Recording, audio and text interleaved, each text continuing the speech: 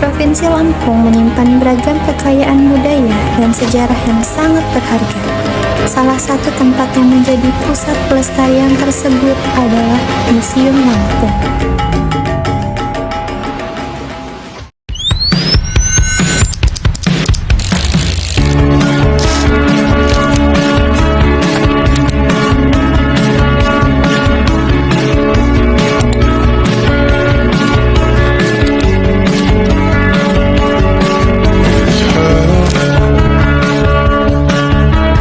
Nothing else makes me feel high.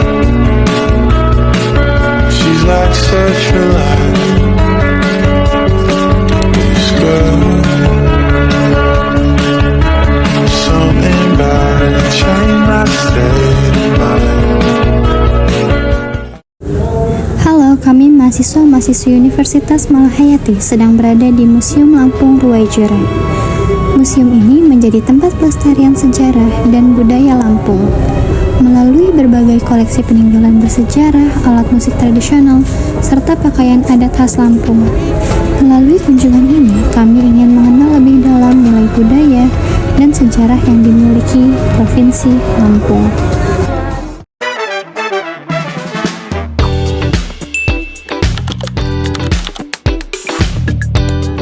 Sebelumnya izin memperkenalkan diri, saya Salsa Febri Maharani dari Universitas Malahayati semester 6 Prodi Manajemen, dan rekan saya Mujistati sama seperti Salsa. Manajemen ya? Iya, manajemen. Dari banyak koleksi di Museum Lampung ini apa? Kearifan lokal seperti tradisi atau kebiasaan apa aja Pak yang sekarang udah jarang gitu dilakukan oleh masyarakat? Yang sudah jarang ya? Sudah jarang. Oke, jadi ini perkenalkan dulu ya. Oh iya, sebelumnya Dulu nama saya Yudha Arya Pradana di Museum Lampung itu sebagai awal budaya. Nah, terkait dengan pertanyaan itu dari koleksi ini ya, apa sih yang mencerminkan tradisi dari masyarakat Lampung yang sudah mulai jarang dilakukan gitu. Nah, mungkin saya mau cerita dulu.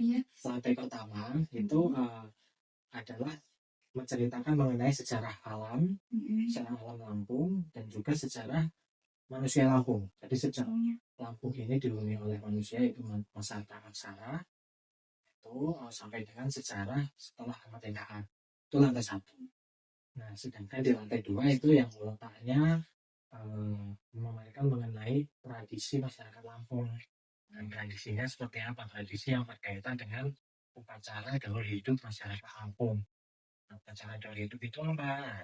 Upacara gaul hidup itu acara yang dilakukan di masa-masa kritis atau masa-masa peralihan manusia.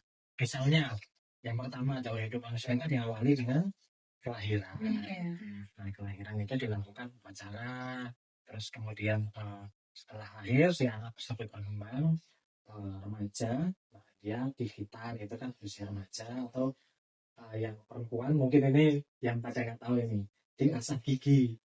Ada asah gigi. Asah gigi untuk anak perempuan Lampung. Itu ritualnya namanya busebi atau serah sebi atau asah gigi untuk anak perempuan. Nah, kemudian setelah remaja dia sudah cukup umur menikah. Nah, itu ada upacara pernikahan. Nah, setelah menikah dia berhak menyandang gelar adat, jadi dilakukan upacara penobatan gelar adat. Setelah itu baru ditutup dengan kematian. Untuk yang tadi tradisi yang sudah mulai tidak dilakukan lagi ini secara garis besar ya, itu adalah tradisi gigi tadi kan tradisi gigi itu adalah tradisi di mana seseorang anak perempuan itu memasuki usia remaja sudah untuk masuk ke pergaulan bujang gadis itu tidak bisa. Nah, tapi harus dilakukan terlebih dahulu cara-cara gitu.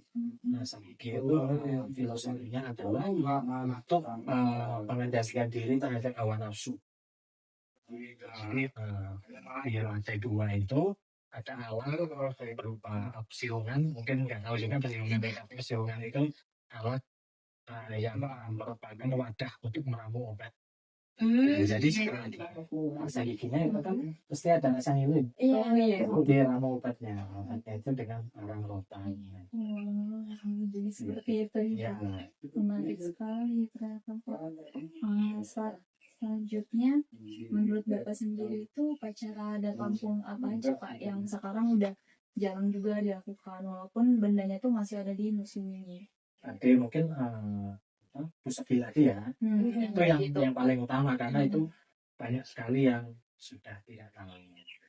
Nah, sedangkan upacara-upacara lain kan sekarang ini kan terutama di kota ya, di kota itu banyak misalnya dalam pernikahan, dalam yang lainnya itu menggunakan cara-cara nasional. Jadi tidak secara adat, secara umum kan kalau di adat itu bisa sampai 7 hari 7 malam gitu. Iya, benar. Nah, ini diringkas jadi cuma 1 hari bahkan enggak cuma 1 hari. Kalau di kota itu biasanya nyewa gedung cuma tuh beberapa jam aja kan. Nah, itu. Dan dalam pernikahan juga seperti itu. Pastinya 7 hari 7 malam. Sekitarnya bisa 7 hari 7 malam. Nah, kalau di kampung-kampung yang memang masih di dalam itu biasanya masih pesisir ada di Tanggamus itu ada namanya daerah namanya Kaur Gading itu di kecamatan masih terus kalau itu di pesisir ya kalau yang di Papadum Lampung Tengah itu masih ada di Terpanggi itu mas. Jadi seperti itu ya Kak. Selanjutnya dari alat rumah tangga atau alat pertanian tradisional yang ada di Museum Lampung ini, keterampilan apa dalam membuatnya yang sekarang itu udah hampir hilang atau tidak dikuasai oleh anak muda sekarang. Kalau pertanian ya, rumah tangga. Iya, yang tidak dikuasai. Nah, mungkin kalau pertanian bisa itu ya apa?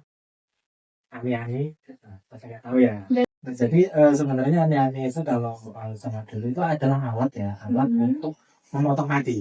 Memotong padi. Ya, memotong padi. Ya, kalau sekarang kan pakai mesin ya. Iya, mesin pakai. Jadi cepat gitu, panen 1 hektar dalam sehari bisa. Nah, kalau dulu itu menggunakan ani-ani itu dipotong satu-satu.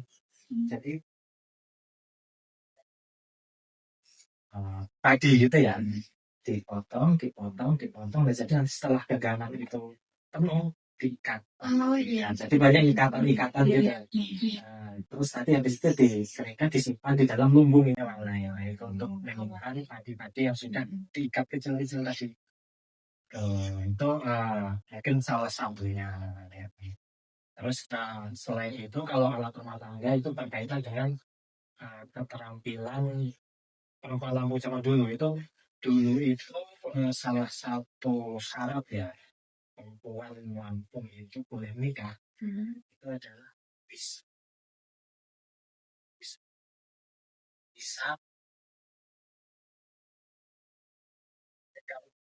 kalau menyulam itu nanti. Nah, sekarang kita bicara alat rumah tangga tadi kan anyaman itu kan banyak ya alat rumah tangga. Jadi zaman dulu itu alat-alat rumah tangga misalnya seperti kalau sekarang mungkin kenalnya biasa ya.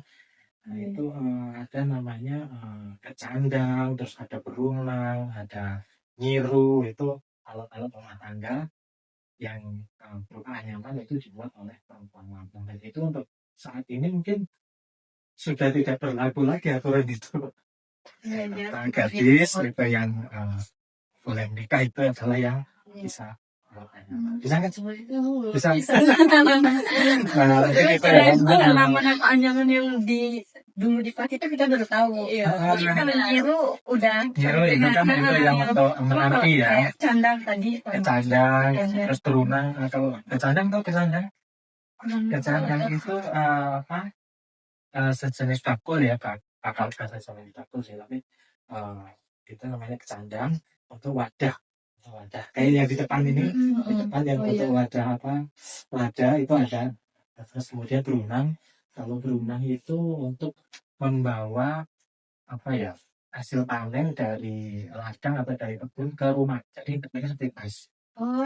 Jadi bentuknya seperti ini ya, bulat mengecil ke bawah terus dicantolkan di bawah. jadi apa? Tuh, ada masih banyak lagi. Ini salah satunya berarti ya, Kak, ya? Iya. Pansel. Oke, selanjutnya Pak, dari pengalaman Bapak di sini, kalau ngelihat pengunjung datang itu bagaimana sih Pak pandangan anak muda tentang budaya Lampung di sini? Apakah mereka menganggapnya masih penting atau sebagai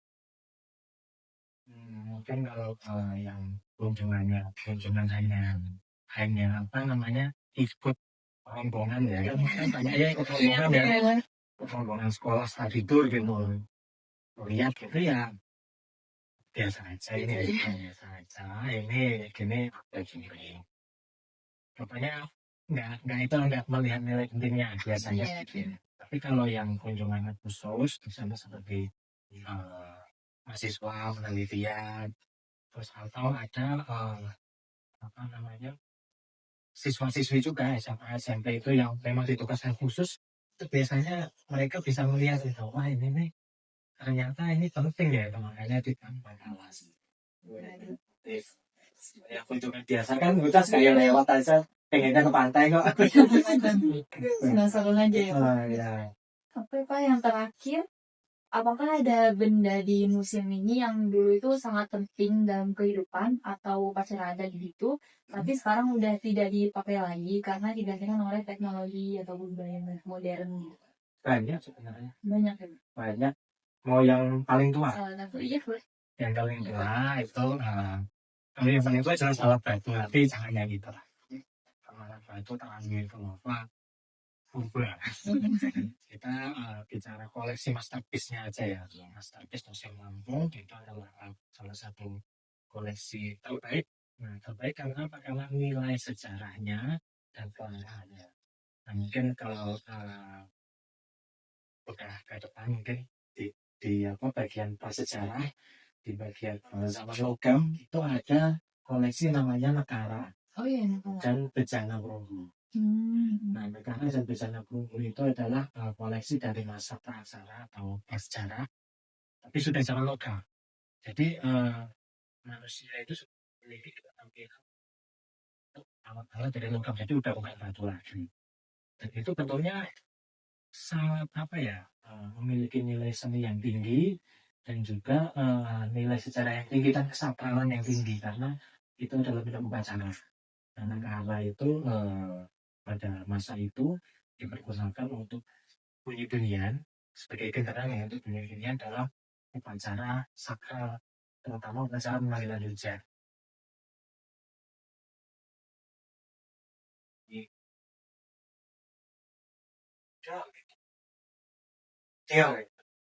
Nah, terus kemudian ada Bejana Perunggu. Nah, Bejana Perunggu itu wadah air suci yang bentuknya seperti begini ya. Nah, itu wadah air suci yang dipergunakan untuk upacara sakral juga, nah, terutama upacara untuk ketika akan melaut. Nah, karena bentuknya itu kan seperti pepis ya, pepis itu wadah ikan itu.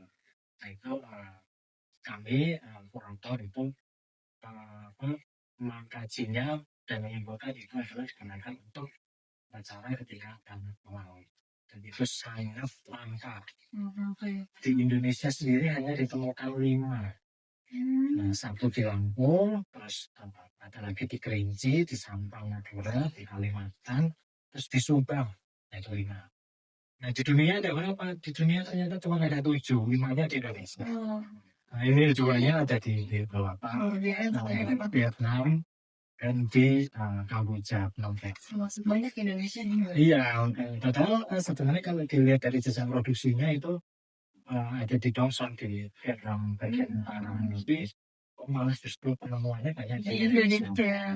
Terutama di Lampung ya. Di Lampung ada sebenarnya ada 2, tapi yang satunya itu menurut keterangan dari balai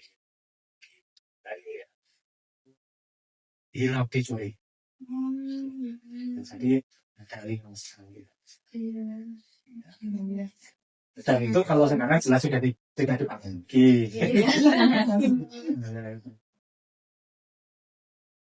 Seperti itu. Terima kasih banyak Bapak atas informasi yang sangat bermanfaat bagi kami anak muda yang banyak yang baru kami dengar. Iya. Banyak yang baru tahu, banyak informasi yang sangat kami kayak baru dengar terus gitu.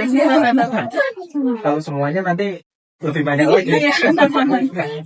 Itu udah lebih dari cukup sekiranya. Mohon maaf Pak, udah ganggu waktunya. Iya, sama-sama. Terima kasih banyak. Iya. Sekian dari kami. Wassalamualaikum warahmatullahi wabarakatuh.